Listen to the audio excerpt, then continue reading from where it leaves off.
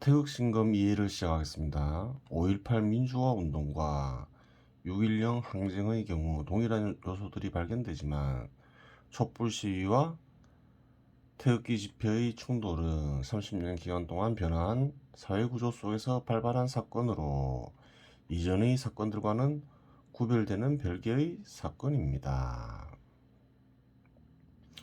우선 이 정도로 마치고 뒤에서 별도로 다룰 기회가 있을 것입니다. 뒤에서 다룬다 했으니까 다루겠죠. 한국에서는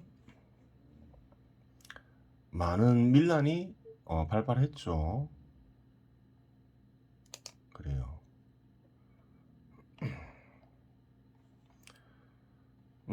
한국에서 일어난 민란 혹은 폭동이기도 하죠.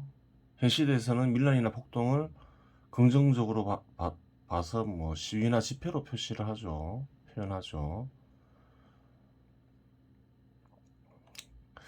한국에서 일어난 민란들을 보면 생각보다 자주 일어나요. 1948년 4.3 민란이 있었고 1960년 4.19 민란이 있었죠. 대규모 민란들만 써놓은 거죠. 1979년 10월 16일 부마 민란이 있었고 1980년에 5.18 광주 민란이 있었고 1987년 6.10 민란이 있었고 또 1996년에 그래요. 노동법 개정 민란이 있었죠. 2016년 촛불 밀란, 2019년 조국 밀란이 일어났죠. 조국 사태로 불리죠. 그래 자주 일어나요. 그런데 밀란에 대한 느낌이 어떤가요? 4.19든 부마 밀란이든 5.18이든 6.10이든 그렇게 부정적이지가 않죠.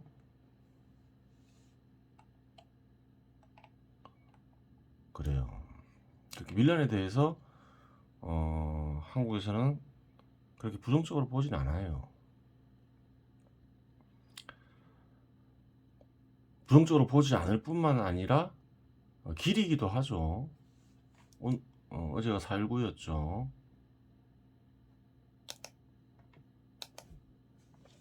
한국 달리요.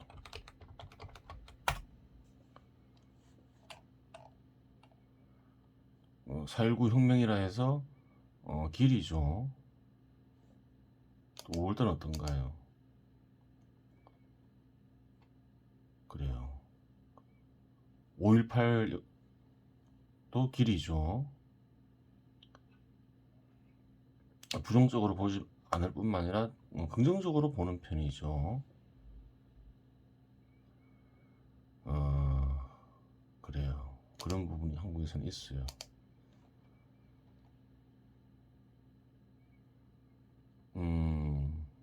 4.3 밀란은 또 어떤가요?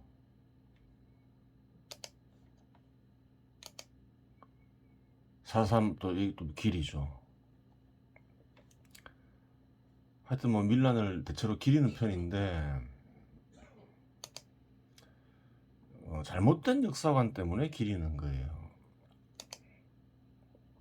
기리면 될까요? 안 될까요? 기리면 안 되는 거예요. 뭐 밀란만 그런 게 아니라 반란 또한 마찬가지예요. 그 밀란이란 건 뭔가요? 사회적으로 발발한 사회 구성원들 간의 분쟁이죠. 예를 들어서 2016년에 촛불 밀란이 일어났죠. 사회 구성원들 전체가 전체의 생각이냐 이거냐 물으면 그게 아니죠. 사회 구성원들의 일부가 일으킨 거예요. 또 그걸 싫어하는 사람들도 있다는 거예요. 그 태극기 집회로 보였죠. 그런 경우는 많아요. 1987년 6.10 밀란이 일어나고 대통령 시선제로 바뀌었죠. 대규모 밀란이 일어나면 그게 모든 국민들이 생각 같지만 그렇지 않아요. 실제로 선거를 했을 때 어떻게 됐나요?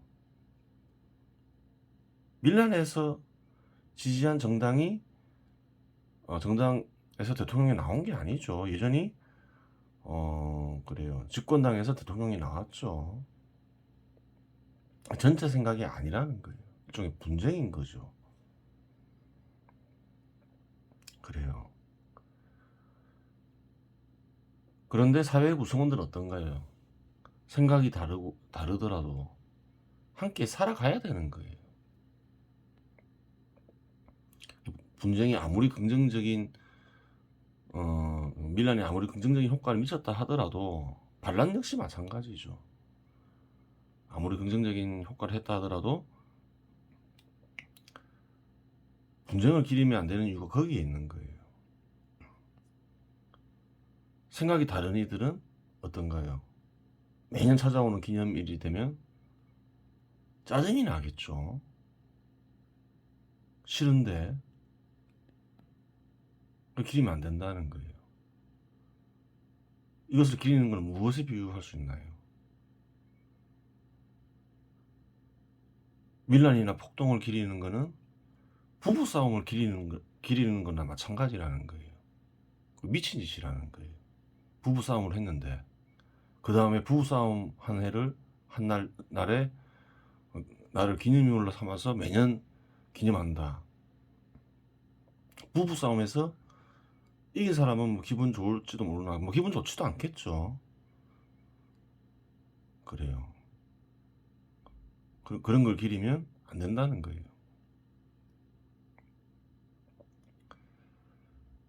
그러한 부분이 있고 또 이제 기리게 되면 어떤 문제가 생길까요?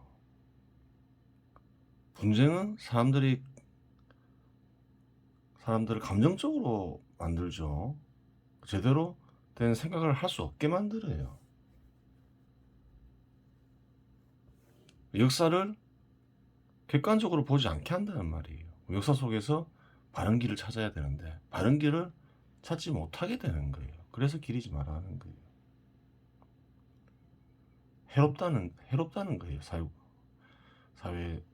해로움을 끼친다는 거죠. 사회 구성원에게도 해로움을 끼치고.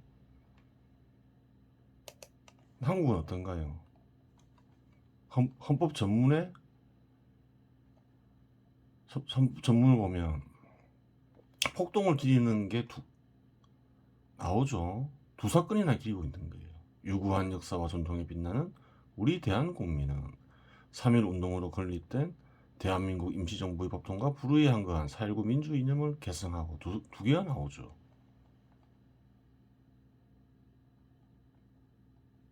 그래요. 밀란을 중요하고 좋아하는 국민들인 것이죠. 근데 이제 첫 문제는 어떻게 되나요? 거짓말이죠. 유구한 역사와 전통에 빛나는 대한국민이 어떻게 유구한 역사와 전통에 빛나나요? 거짓말인 거예요. 한국은 언제 세워진 나라인가요? 1948년에 세워진 나라죠. 한국. 그래요. 한국은 1948년 8월 15일에 이제 한국 정부가 수립이 되면서 한 거죠. 한국 국민은 언제부터 있나요? 1948년 8월 15일부터 있는 거예요. 유구한 역사가 아니에요. 물론 그 전부터 이 땅의 사람들은 살았지만 시장 지배 시대 제도에 입각해 세워진 한국, 그리고 그 한국 국민은 1948년 8월 15일부터 있는 거죠. 거짓말을 하면 안 되는 거예요. 누구에 의해서 세워졌나요? 한국은 시장 지배 시대 제도를 사랑하는 이 땅의 사람들과, 그래요, 미국을 기반한 시장 지배 시대 제도를 사랑하는 국가들의 도움으로 세워지고 유지된 나라죠. 6.25 전쟁 때 그래요, 많은 나라들이 도움을 줬잖아요. 거짓말을 하면 안 되는 거예요.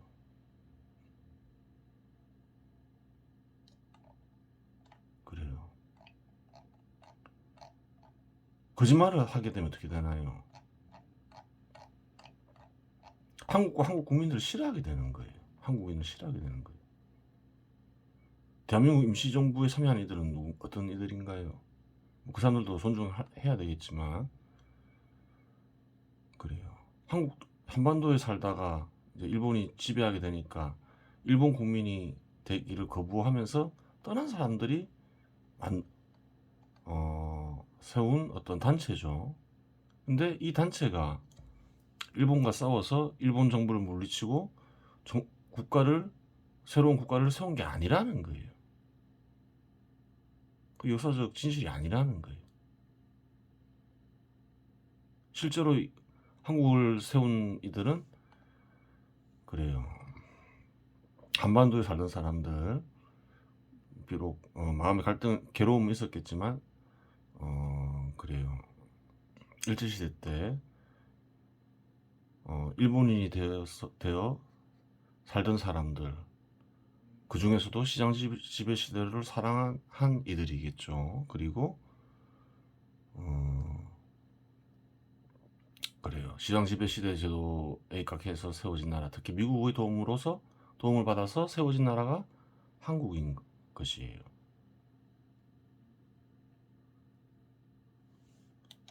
그렇죠. 이렇게 말을 적어 놔버리면 어떻게 되나요? 한국을 세운 이들이 부정당하는 거예요.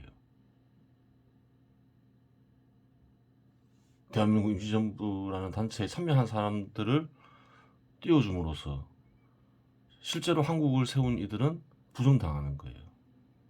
한국을 세우고 유지하고 발전시킨 사람들을 부정하면 안 되잖아요. 그럼 한국이 제대로 유지가 될 수가 없잖아요.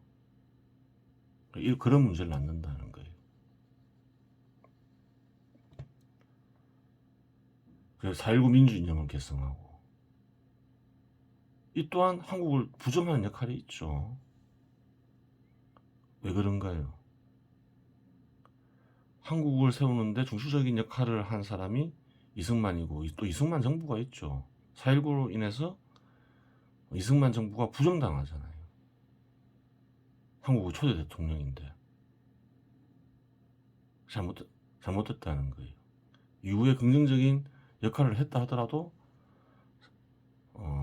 그래요. 그건 잘못된 거죠. 왜 그런가요? 사건이 경중을 모르기 때문에 그런 거예요. 밀란이 대단해 보일 수 있죠. 한 시대에 한두 번 일어날까 말까 하니까. 하지만 역사를 보면 생각보다 자주 일어났다는 거예요. 80년대부터 최근 40년만 보더라도 대규모 밀란이 한 5번 일어났죠. 한 10년에 한 번 정도 일어나니까 굉장히 중요한 사건 같지만 한국의 역사에서 보면 그렇게 중요한 사건은 사건이지만 사건의 경중이 있다는 거예요. 한 국가가 세워지는 것과 밀란의 중요도가 같을 수가 없다는 거예요. 근데 4.19를 버리니까 한국의 초대 대통령 이승만 대통령, 이승만 정부를 부정하게 되잖아요. 4.19 밀란 역시 중요한 사건처럼 보이지만 수많은 밀란 중에 하나인데 좀 중요할 수는 있겠지만 일이 경중을 모르기 때문에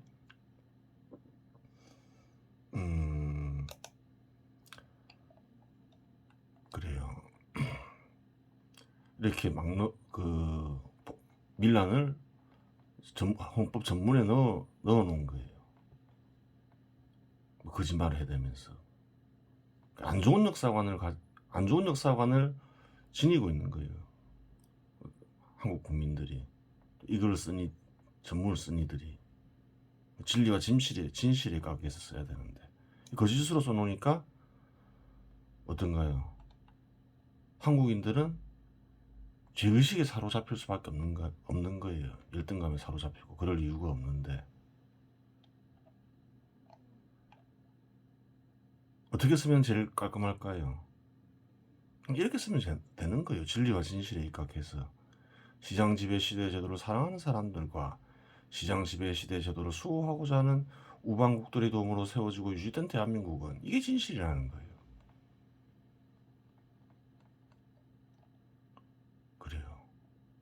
대한민국 임시정부에 의해서 세워진 나라가 아니라는 거예요. 한국은 시장과 기업의 발전에 힘쓰며 국민들의 생명과 재산을 지키고 국민들의 자유로운 경제활동을 보장한다. 그렇죠. 나아가 시장 지배 제도를 유지 발전시키고자 하는 국가를 지원하여 인류의 번영과 세계 평화에 이바지한다. 그냥 이렇게 쓰면 되는 거예요. 진실하게. 그러면 한국을 세우고 유지하고 발전시키는 사람들을, 그래요, 한국에서 살아가는 사람들은 좋아하겠죠. 그래요. 이런 더러운 역사관에 의해 쓰여져 있으니까 한국 사람들은, 한국 국민들은 열등감과 제의식에서 살아야 되는 거예요. 왜 제의식에 빠지나요? 대한민국 임시정부에 참여하는 게 맞는데 참여하지 않았으니까. 한국을 세운 대부분 이들은 제의식에 빠지는 거예요. 빠질 필요도 없는데. 그렇죠. 안 좋은 거예요, 이런 게. 그래요. 마지막으로 정의를 정신적 측면에서 살펴보도록 하겠습니다. 정의의 내용은 형식으로 전환하여 세상을 바라보는 일종의 시각이 되어 모든 인간의 행위를 평가하게 됩니다. 정의의 내용은 형식이 된다는 거예요. 그러면서 시각이 된다는 거예요. 이는 문명이 발전하고 인간의 지적 수준이 높아질수록 더 선명해집니다. 최근에 일어나고 있는 미투 현상이 이를 입증하는 사례라고 하겠습니다. 2017년에 미투 현상도 있었죠. 뭔가요? 2017년 10월 여성 인권을 신장시키기 위한 활동으로 성추행을 고발하는 활동이다. 이후에 페미니즘이 한때 크게 유행한 적이 있었으며, 그렇죠. 페미니즘 백래시 뭔가요? 페미니즘에 반발하는 활동. 그렇죠. 역시 한때 크게 유행한 적이 있었다. 그래요. 성추행을 당했다고 생각하는 사람은 피해를 입었으니 그에 대한 대가를 가해자가 치러야 한다고 주관적으로 생각하고 행동을 취합니다. 그렇겠죠. 그럴 수 있죠. 이런 성추행이라는 행위를 정의 형식 속에서 판단하는 것입니다. 그렇죠. 정의 형식 속에서 판단하는 거죠. 내가 당했으니 대가를 치르게 해야 되겠다. 일종의 정의 형식 속에서 그래 판단하는 거죠. 물론 주관적인 판단에 객관성이 입증되면 가해자는 대가를 치르는 것이 사회적 정의 원칙에 맞습니다. 그렇죠. 죄를 지었으면 벌을 받아야 되겠죠. 피해자 중에는 대가를 바라고 신체적 접촉을 허용했는데 대가를 받지 못하였거나 대가가 충분하지 못하여 미투 운동에 참여하는 사람도 있을 것입니다. 그럴 수 있어요. 대가를 받기 위해서 성을 도구로 사용하는 이들이 있을 수 있겠죠. 그래요. 그런 사례도 있어요. 성매매가 아니더라도 성관계를 매개로 거래가 이루어지는 사례는 많을 수 있다. 검사 여성 피해자와 부적절한 성관계 의혹. 과거에 이런 사건도 있었어요. 뭐 다른 사회에서도 다른 영역에서도 이런 일이 일어날 수 있겠죠. 그래요. 현직 검사가 검사실에서 여성 피해자와 성적적 접촉을 갖고 청사 밖에서 성관계도 가졌다. 이런 게 그리고 이 사건은 한때 시끄러웠던 적이 있어요. 2012년도에 있었던 사건이죠.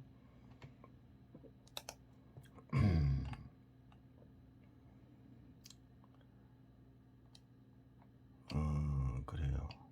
이는 일종의 주고받는 거래로 이 역시 정의 형식이 판단의 기준이 되고 있음을 알 수 있습니다. 이러한 경우 역시 객관성에 하여 판단할 수 있는 여지가 있습니다. 하지만 이 경우는 제3자의 피해도 고려해야 하는데 만일 제3자의 기회를 가해자나 피해자가 약탈한 것이 객관적으로 밝혀질 경우 둘 다 처벌하는 것이 사회적 정의에 합당합니다. 어떤 사회적으로 인정되는 방식이 아니라 성을 어떤 도구로 사용해서 주고받아서 뭔가를 하게 된다. 그러면 제3자의 기회를 박탈하는 결과를 낳을 수도 있는 거죠.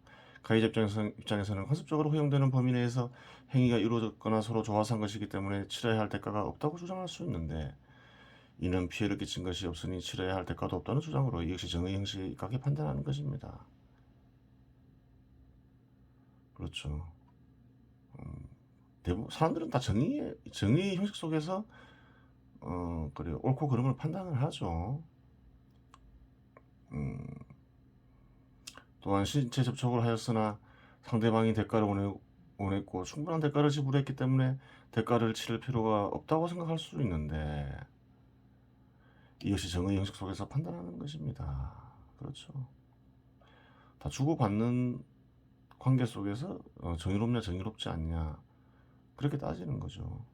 이러한 경우도 존재할 수 있습니다. 상대방을 좋아하고 상대방도 자신을 좋아한다고 생각하여 시근덕거리다가 성추행범으로 몰린 경우입니다. 일반적으로 이러한 경우를 속된 말로 채였다라거나 뺀지 맞다라고 표현하는데 그래요. 이 경우 객관성이 인정될 경우 처벌하는 것이 사회적 정의에 합당하지만 죄여서 불쌍한 사람을 처벌하는 것도 쉬운 일은 아니라고 하겠습니다. 그렇죠.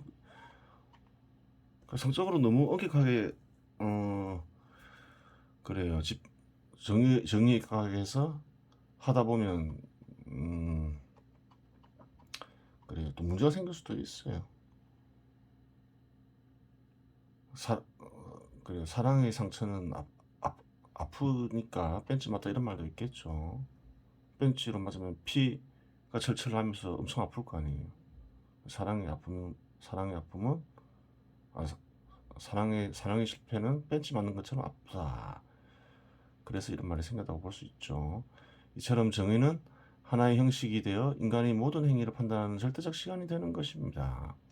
이러한 이유로 정의의 개념은 계속 발전하여 사회적으로 필요한 행위에 대해서는 정의에 입각하여 정량화 과정이 이루어지게 됩니다. 그래요.